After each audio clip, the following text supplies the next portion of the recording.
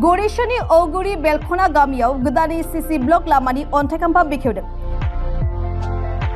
बिटिआरनि 30 नं गौरीश्वर बियाबनि बेन्दोंआव थानाय औगुरी बेलखना गामिनिफ्राय सामाबारि गामियाव थांनाय लामाखौ गोदानै 1100 मिटार सीसी ब्लकनि लामा लुफुंनो थाखाय बिटिसिनि 2024-25 मायथाइनि रां बावजा 1.3 लाख रांजों लामा बानायनो थाखाय दिनै 30 नं गौरीश्वर बियाबनि एमएलए पवित्र कुमार बर' बिथाङा अन्थाइखाम्फा बेखेवनानै होबाय।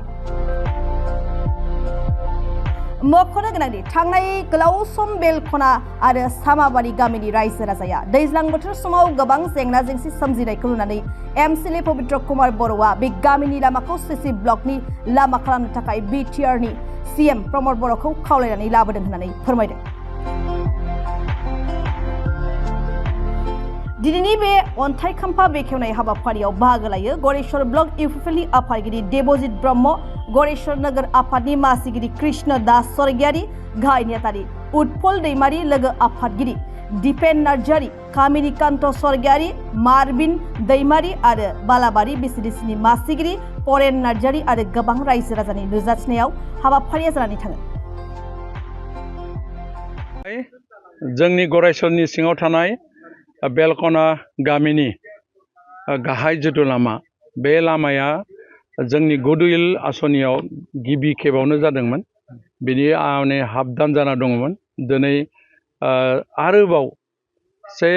किल'मिटारनिबो बांसिन माने जोङो आरो फिन खेबसेबाव अर्डार मोननो हाबाय गहेदाव। बिनिनो दिनै बेखेवनाय हाबाफारिमोन। दा बे हाबाफारियाव मानगेर जोंनि ब्लक कमिटिनि आफादगिरि देबजित ब्रह्म मानगोनां बिथाङाबो दंमोन। मानगेर जोंनि मिउनिसिपालिटि बर्डनि चेयारमेन कृष्ण दास स्वर्गियारि आदा बिथाङाबो दोङो। बेवहाय गामिनि गासै रायजो राजाफ्रा जोबोद गोजोननायखौ फोरमायदों। जिहेतु बे लामाया जाफुंसाराखैमोन, दिनै जाफुंनायनि लामायाव। दा बेनिखायनो आं गिबियावनो जोंनि मानगेर बिटिआरनि चिफ बिथांखौ समस्तिनि जानानै साबायखर बावहरनाय थाबाय आरो जोंनि समस्तिनिनो मानगेर हांगामा फंबाया नारा नाथा जुजिनानै बे लामाखौ लाबोनानै होफैथारनायनि थाखाय आंनि गोसो गोरबोनिफ्राय साबायखर बावदों आरो दिनै बिथाङानो नेतृत्व लानानै खामानिखौ मावदों। दा जायखिजाया गौरायसर समस्तियाव मानगेर चिफ बिथांनि अननायजों 40नि खाथियाव थांबाय थादों लामा बानायनाया। दिनैनि तारिखआव 39 माने लिस्टआव गोलैबाय नैबे लामाया। दा हिसाबै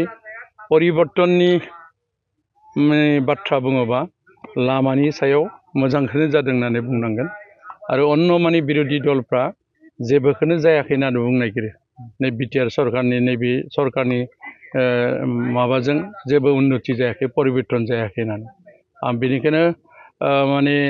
बिपिएफ दोलोनि सासे बेक्तिया बुंदों कामाल आजाद दाङरिया माने बिथाङा बुंदों जे माने बिटिसिआव जेबो उन्नतियानो जायाखै, परिबर्तनानो जायाखै।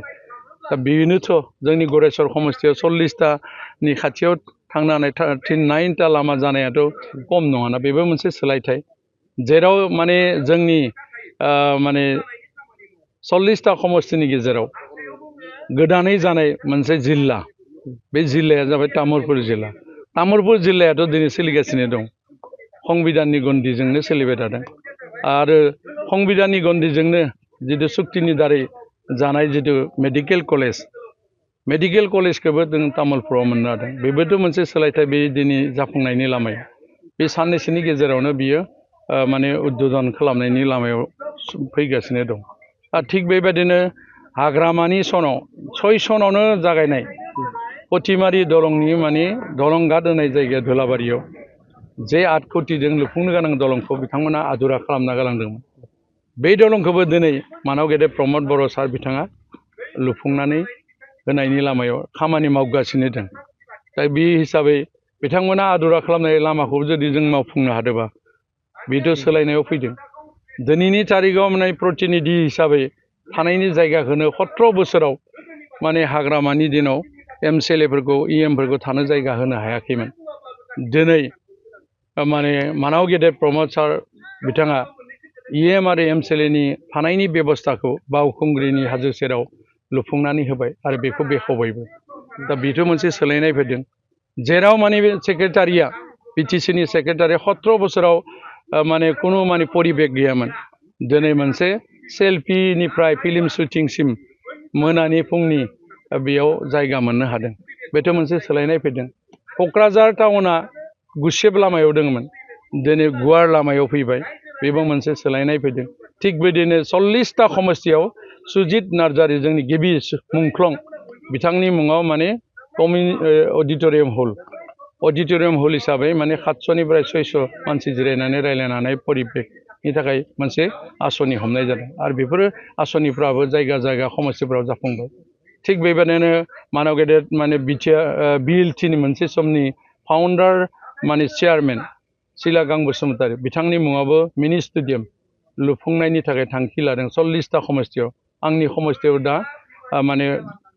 खामानि गोख्रोङै मावगासिनो दं बेबो जाफुंनायनि लामायाव जोंनि बे गयबारि समस्तिनि दारखुसिनि खाथियाव थानाय सिकनिबारियाव बेबो माने जाफुंनायनि लामायाव दा बेफोरबायदि माखासे खामानिफ्रा जाफुंदों आरो 1700निबो बांसिन फिसा फिनला जिखिनि माने स्कुलनि समस्या बे समस्या 1700 खन माने स्कुला माने फाहाम जाखांबाय आरोखि दा आरो जेराव माने बिथांमोना बुङो दंफां गायनायनि बाथ्रा कामाल आजाद डाङरियाखौ बुंदों आं बिथाङा बुंदों माने भैरबकुन्द दंफां गायनाया मिसा बाथ्रा आरो कामाल डाङरियाक মই মানে ক'ব বিচাৰিছোঁ অন্ধ চশমা পিন্ধিলে নেকি আমাৰ বিটিআৰত এটা আঁচনি লৈছে এটা গ্ৰীণ বডলেণ্ডত গোটেই সমষ্টিতে মানে বৃক্ষৰোপণ কৰাৰ কাৰণে কাৰ্যসূচী হাতত লৈছে আৰু সেই কাৰ্যসূচী বৰ্তমান চলিছে আৰু মানে ভৈৰৱকুণ্ডত যিখিনি ৰুলে মানৱ জাতিটোৰ কাৰণে ৰুইছে আৰু মানে কামাল ডাঙৰীয়াক মানৱ জাতিটোৰ কাৰণে কেইডাল গছ ৰোপণ কৰিলে সেইটোৱে মই প্ৰশ্ন কৰিব বিচাৰে তেখেতে আঙুলিয়াই দিয়কচোন আমিতো বনালোৱে ভৈৰৱকুণ্ডত বা আমাৰ সমষ্টি সেনেকা গ্ৰীণ বডলেণ্ডৰ কাৰণে বৃক্ষৰোপণ কৰা হৈছে बेबायदि माखासे बाथ्रा आङो माने सोंखानो लुगैयो जायखिजाया जाय जिनिसा गैयामोन बिटिआर शक्तिनि दारै दिनै माने 5 बोसोरनि लामायाव थांगासिनो शान्तिनि परिबेगा दा बेनिखायनो बिथाङा बुंनो नागिरदों सुइजारलेण्डनि बाथ्रा उदाहरन होयो मानाव गेदेर जोंनि बिटिआरनि सिबा मानिबा जाहोनाव सुइजारलेण्डनि मोनसे उदाहरनै बुंदोंमोन जि जायगायाव 17 बोसोराव हाग्रामाया अखान्तिनि जायगा बानायबाय माने नरक बादि जादोंमोन मानसि माहारिजों मानसिजों थांलाय फैलाय खालामनायनि परिबेगानो गैयामोन बर' अनाबर' भातृ-गाति संघर्षनिफ्राय कुनु माने जिकुनु जायगायाव साकरियावनो थां बा आलासि जानो थां बा जिकुनु जायगायाव मोजां शान्तियै थांफिननानै फैफिननो हानाय परिबेग गैयामोन दा बे परिबेगाव नरकनि बादिमोन हाग्रामाया जि समाव माने सरकार बानायदोंमोन दिनै माने 4 बोसोरनिबो बांसिन जितु टाइम जाबाय जेला बेयाव कुनु माने भातृ-गाति संघर्ष जायाखै आरो मोनसे शान्तिनि परिबेग जादों बुंनो थाङोबा दिनैनि बिटिआर सरकारनि सिङाव थानायानो शान्तिनि मोनसे जायगा आरो मोनसे सुइजारलेण्डनि जायगा होननानै बुंनांगोन मानो होनबा बेयाव एकतानि मोनसे माने माबा सोमजिदों खौसेथिनि आबहावा सोरजिदों दा बेनिखायनो आं खावलायदों रायजो राजा नोंथांमोन फैबाय थानाय समावबो मानाव गेदेर माने चिफ बिथाङा जे चिफ जागोन आं 100आव 100% गासै बिटिआरनि रायजो राजाफ्रा मानाव गेदेर प्रमद सार बिथांखौनो माने चिफ जानायखौ लुगैनायखौ जों नुनो मोनदों बेनिखायनो 100 खोन्दो जोङो सरकार दानाया खाथां